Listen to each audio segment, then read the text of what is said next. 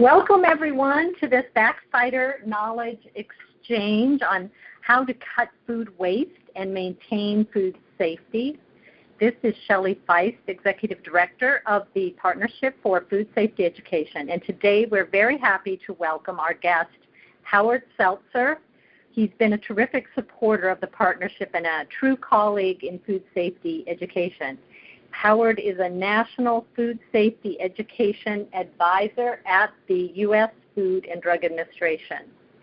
Reducing the risk of foodborne illness for consumers is the primary focus of the Partnership for Food Safety Education and fightback.org. And today we want to open a conversation with you about food waste and home food safety. We'll have an interview and then we will have a Q&A session, so please be prepared to ask questions. We know that 1 in 6 Americans get a foodborne illness each year, and in our work as food safety educators, we need to help consumers with actions they can take to reduce cross-contamination and to handle food in a way that helps them manage risk of germs like Salmonella, Campylobacter, E. coli, and Listeria monocytogenes. Simply put, food waste is food that is discarded or lost uneaten. And sometimes in food safety education, we encourage food to be tossed uneaten if it can pose a health risk to a consumer. Food waste is a challenge to our natural resources, our environment, and our pocketbooks. Getting food to U.S. tables requires 80% of our fresh water, 10% of our available energy, half of our land. Organic waste, mostly food, is the second biggest component of landfills. Between 30 and 40% of food in the United States goes uneaten. That's as much as 20 pounds of food per person per month. And the estimate on that, financial estimate, is that Americans are throwing out about $165 billion in food each year. So we are launching this topic today. We know there's a lot of interest in it. I welcome you to get your questions ready. And we're going to start with Howard. Welcome, Howard. Can you please explain how food waste and food safety are connected? Sure. One thing I would like to preface this by is saying that consumers are not the only source of food waste. Food is wasted all along the food chain. But for consumers, I'm sorry? That's a very good point to make. Yeah. For consumers, food waste can result from fears about food safety. Some of these fears relate to misunderstandings about what food product dating actually means. Also, consumers may be uncertain about how to store perishable foods. Thanks, Howard. Can you talk us through some of the basics of understanding food product dating, since I think there seems to be a lot of confusion around this for consumers? Sure. Again, except for infant formula, dates on food products are not required by any federal law or regulation, although some states do have requirements for them. Most of the food dates consumers see are on perishable foods. These are foods likely to quickly spoil, decay, or become unsafe to eat if not kept refrigerated at 40 degrees Fahrenheit or below, or frozen at 0 degrees Fahrenheit or below. Perishables include meat, poultry, fish, dairy products, eggs, and fresh fruits and vegetables. Producers of perishable food use dates to help ensure that consumers buy or use them while the products are at what the producers consider their best quality. A sell-by date indicates that a product should not be sold after that date if the buyer is to have it at its best quality. A use-by or best-by date is the maker's estimate of how long a product will keep at its best quality. These are quality dates only, not safety dates. If stored properly, a food product should be safe, wholesome, and of good quality after its use by or best by date. Thanks, Howard. What are tools that our BAC Fighters, who are health and food safety educators, what are tools they can use in educating consumers about storing and handling perishable foods? Well, the U.S. Department of Agriculture, working with Cornell University and the Food Marketing Institute, developed an app called the Food Keeper. This app tells you how best to store perishables and how long they will keep safely. The Food Keeper app is a complete guide to how long virtually every food available in the United States will keep its quality and flavor in the pantry, in the refrigerator, and in the freezer. You can download the Food Keeper as a mobile app on your Android or Apple devices. You can also access it at foodsafety.gov, which also shows the links to download it to your Android or Apple devices. Food Keeper is a great resource, and I hear a lot about it from people. Howard, could you share some practical grocery shopping and eating tips that might help consumers manage their food at home? Well, to begin with, don't buy more perishable food than you can reasonably consume before it reaches its maximum storage time. For example, prepackaged luncheon meats will keep 2 weeks when stored in the refrigerator, or 3 to 5 days if refrigerated after opening. If you're not going to consume them within those 2 time frames, it's better to buy less. Plan your meals and use shopping lists. Think about what you're buying and when it will be eaten or used. Before you shop, check your fridge and pantry to avoid buying an item that you already have. Avoid impulse and bulk purchases, especially fresh produce and dairy that have limited shelf life. Promotions encouraging purchase of unusual or bulk products often result in consumers buying foods outside their typical needs or family preferences. These foods may end up in the trash. When eating out, become a more mindful eater. If you're not terribly hungry, request smaller portions. Bring your leftovers home and refrigerate or freeze them within 2 hours. Thanks. Those are great tips, Howard. Let's focus on the most important tips maybe around storing perishables, since the potential for waste of these foods is high, as you mentioned when we started. Yeah, well, there are a few important tips on storing perishable foods to avoid food waste.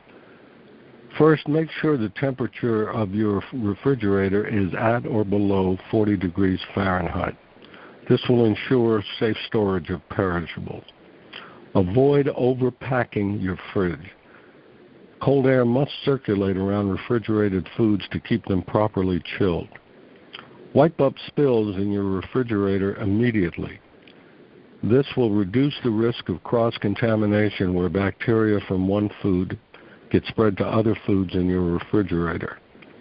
Check your fridge often to keep track of what you have and what needs to be reheated and eaten or put in the freezer for later use. Leftovers should be used within 3 to 4 days. You can avoid wasting food by planning to eat these leftovers within the 3 to 4 day period. Thanks, Howard. You know, one thing that comes up a lot, I find consumers may be confused about, is this idea about spoilage bacteria versus the bacteria that can actually cause foodborne illness. So, for example, when they're sniffing food in their fridge and they say, well, if it doesn't smell bad, it must be safe. What could you say to health educators about spoilage bacteria versus bacteria that can cause illness? Well, most people would not choose to eat spoiled food. Spoilage bacteria can cause fruits and vegetables to get mushy or slimy or meat to develop a bad odor. But they do not generally make you sick, apart from perhaps nausea at the smell or the texture. But pathogenic bacteria cause illness. They grow rapidly in the danger zone. The temperature is between 40 degrees Fahrenheit and 140 degrees Fahrenheit. And unfortunately, they do not generally affect the taste, smell, or appearance of food. Food that is left too long at unsafe temperatures could be dangerous to eat, but they may smell and look just fine.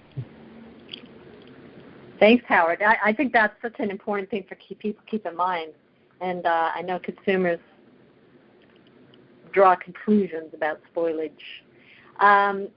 Thanks so much, Howard. We're actually already prepared to move into our Q&A. I really appreciate your willingness to share your expertise with the BAC Fighters on the phone on this topic, because I know you're a point person on this, and that FDA has developed some good resources. So we're going to move into the questions now. And just for our callers, to ask a question, press *6 and then 1, and that puts you into the question queue. Once you're in the queue, you can press #2 if you want to get out of the queue. So I'm going to open it up for questions, and then press *6 and 1 if you have a question on the topic of food safety and food waste. When you are called upon, please start with your name and organization. And also, please keep your questions to the topic of food safety and food waste, so everyone who's on the phone can learn more about this topic, and we can address other topics later. So I'm looking for anyone who has questions. Hit *6 and then 1, and you'll get into the queue. Also, if you are someone who does programming where you're talking about food waste and food safety with consumers, that would be interesting to hear also. Okay, so I'm going to call on caller. I can't see your number, but I see CEOGC as where you're calling from. So please, again, give your name and organization and your question on food waste and food safety. Hi, my name is Stella Reed. I do work for CEOGC, and I wanted to advise some people that I have seen, parents, when we do the home visits, you look at the things that's going on in the house. When they overpack that refrigerator, about how long do they have before things are going to go bad? Well, thank you for your question. So can you clarify for me, do you work with elderly people? Is that? No, I work with children. Oh, with children. Okay. Yes, and sometimes we have home-based programs. We have all kind of programs. But I've seen people overpack these refrigerators, and I was just wondering, even I've seen staff do that. I was just wondering, I heard the gentleman saying about different days and how long they have on different subjects he was talking about. But if they overpack that refrigerator and that air is not able to freely move around, about how long do they have when that stuff starts going bad? Thank you. Thank you for your question. And Howard, do you want to take that, or? Well, I can take it, but it's hard to be very specific unless you're talking about a specific item. For example, looking at fresh fruits, if you put apples, if you have apples, they will keep for about 3 weeks just in the pantry, depending on how old they were when you bought them.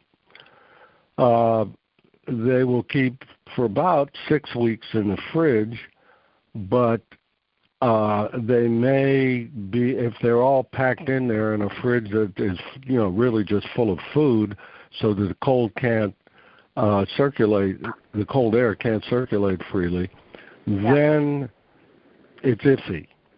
And if you cook them, they'll keep for 8 months in the freezer.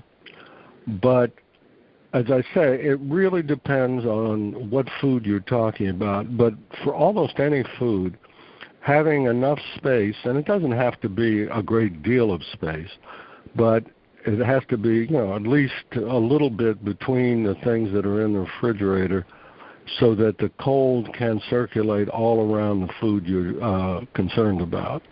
Yeah. I think another good message we get out through our Back Down campaign is the importance of the fridge being at 40 or below, and also that perishable leftovers really should be consumed or frozen, used or consumed frozen within 3 to 4 days. But yeah, there's so many different food products, and they all have a different shelf life. Let's see. I think this is our friend at no, is that another caller? Okay, there's a caller at 518-791. Please give your name and where you're calling from. I think you're already unmuted. Oh, no, you were unmuted. Now I'm sorry. Hold on. You're unmuted. Okay, well, good afternoon. My name is Sandra, and I am a master gardener.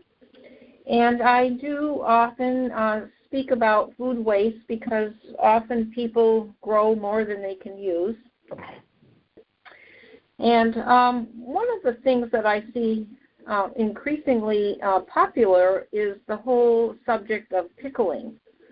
And it seems to be growing in popularity as well as availability at farmers markets. So my question is, are there any guidelines that speak to the safety of food pickling in terms of the duration once the product is made?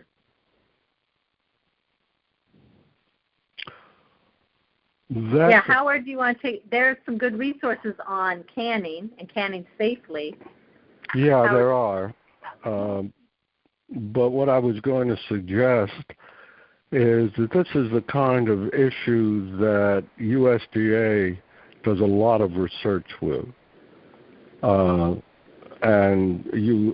I know you would find some information on that on USDA's website.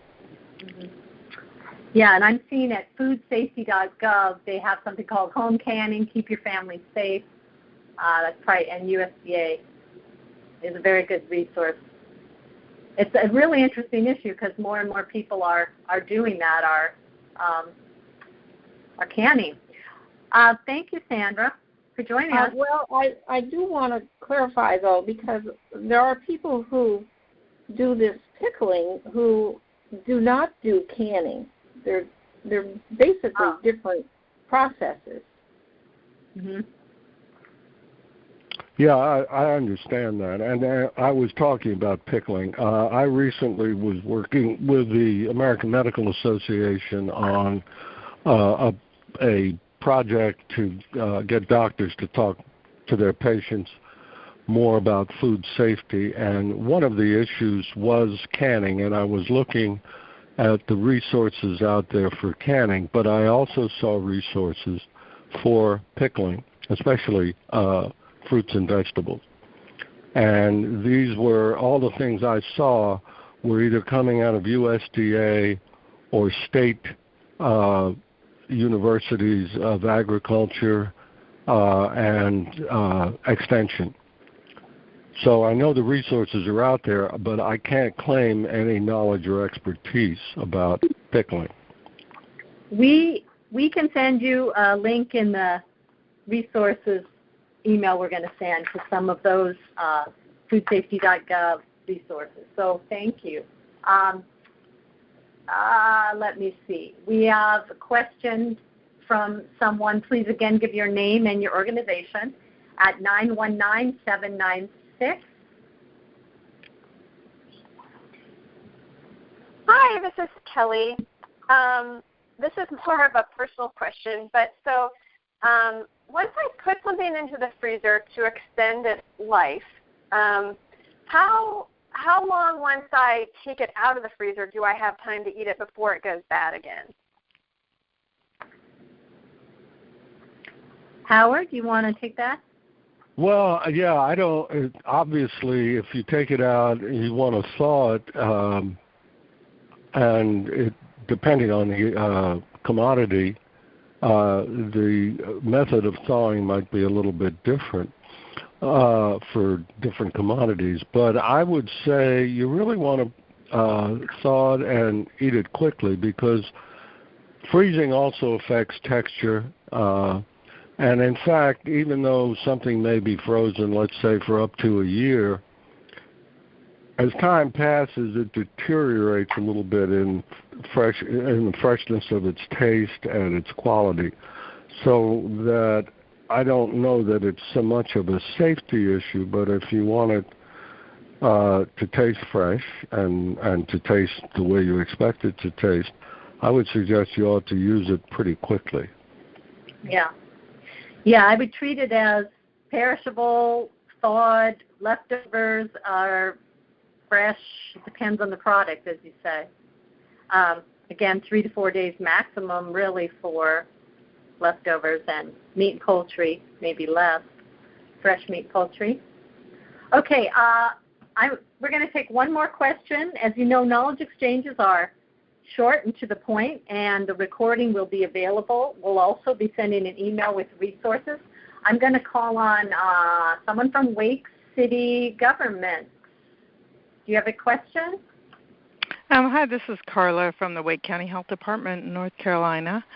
And my question is about food waste. We know there's a lot of food waste through grocery stores and the like, different bakeries, things like that. And I know that it's become quite popular among our youth these days to dumpster dive for these items instead of going in and paying for it. And part of it is because they want to not see as much food waste. And I'm wondering what problems you might see with that. And I know for the most part they're checking dates, but you said the dates don't even matter because they don't have to do with food safety. They have to do more with quality. Are there any other issues they need to be thinking about?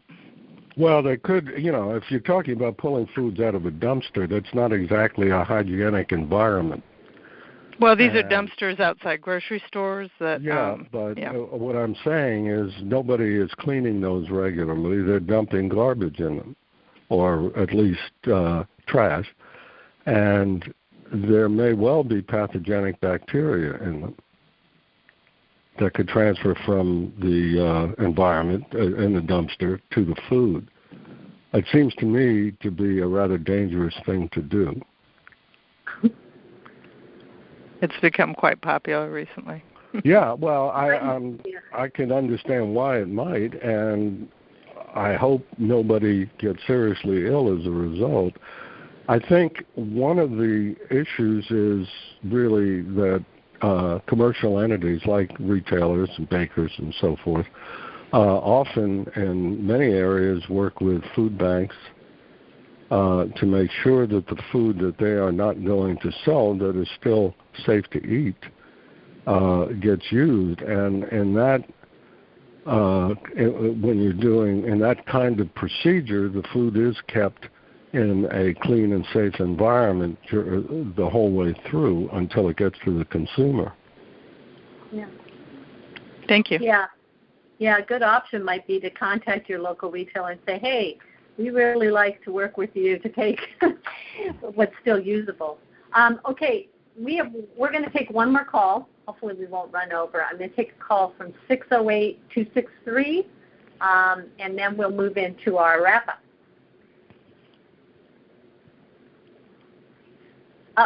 608 disappeared. Okay. Then we will move into our wrap-up. Thank you all so much for your questions. This is a topic, if you all are interested in more depth on, we could look at that on an ongoing basis here. Thanks so much to Howard Seltzer. He is a National Food Safety Education Advisor at the U.S. Food and Drug Administration.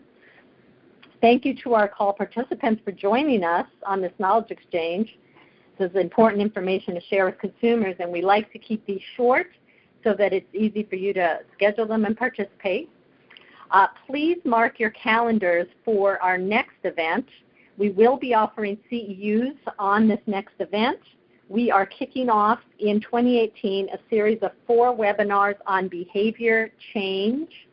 The first is Thursday, February 15th at 1 p.m. The topic is using community-based social marketing to change behavior. So this is a great 4-part series that we're doing in collaboration with the Social Marketing Association of North America. And if you attended the Consumer Food Safety Education Conference in 2017 in January last year, a year ago, you know we are committed to developing events for you that focus on behavior change theory and practice. We're very proud of how this series is coming together, so please go to our events page at fightback.org for details. That's fightbac.org for details and the registration link. As we wind up today's event, please watch your email. We'll be sending a follow-up email that will include some links to great resources on this topic, and we will add the pickling canning topic to that list. I'd also like to suggest that every BAC fighter on the call today share the recording of this call. You'll get a link to the recording. Share that with a colleague. Urge them to be aware of the events we do and invite them to get on our email list. The Partnership for Food Safety Education thanks our financial sponsors who make these informative and valuable events possible, as well as the development of dozens of free resources at fightback.org. They include the FMI Foundation, Ecolab, the Produce Marketing Association, Sealed Air Diverse, Walmart, Cargill, the Foundation for Meat and Poultry Research and Education, General Mills, the Hershey Company, NSF International. Thank you so much for being with us today. Remember to watch your email for a follow-up with resources that will support your work in community food safety education. Thank you all for being with us.